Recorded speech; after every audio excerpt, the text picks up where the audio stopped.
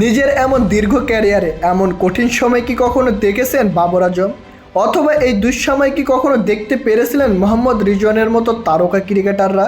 হ্যাঁ দর্শক, Asia cup 2025-এ 17 সদস্যের দল ঘোষণা করে দিয়েছে পাকিস্তান ক্রিকেট বোর্ড।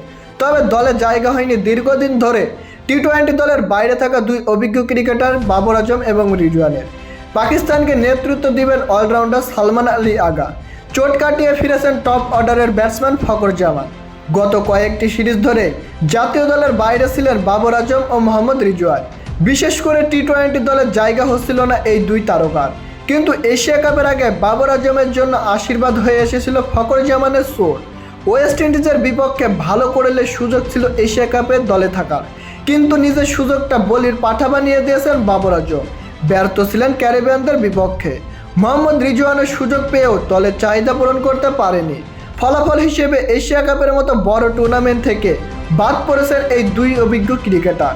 গত 17 আগস্ট স্কট ঘোষণার পর থেকেই আলোচনা ছিল বাবর আজম এবং মোহাম্মদ রিজওয়ানের বাদ পড়া নিয়ে। এবার বাবর রিজওয়ানকে বাদ দেওয়ার বিষয়ে কথা বলেছেন পাকিস্তানের জাতীয় দলের নির্বাচক আকিব জাভেদ। তিনি সাফ জানিয়ে দিয়েছেন, পারফর্ম না করলে জাতীয় দলে কোনো সুযোগ নেই, সে যে কেউই হোক না কেন। এদিকে পাকিস্তানের সাদা বলের প্রধান কোচ মাইক হোসেন সংবাদ সম্মেলনে স্পষ্ট জানিয়ে দিয়েছে, মূলত স্ট্রাইক রেটের দুর্বলতার কারণে বাবর আজমকে স্কোয়াডের বাইরে রাখা হয়েছে। হেসন আরও বলেন, বাবরকে কিছু জায়গায় উন্নতি করতে হবে, বিশেষ করে স্পিনের বিপক্ষে। সামগ্রিকভাবে স্ট্রাইক রেটের উন্নতি করতে হবে তার।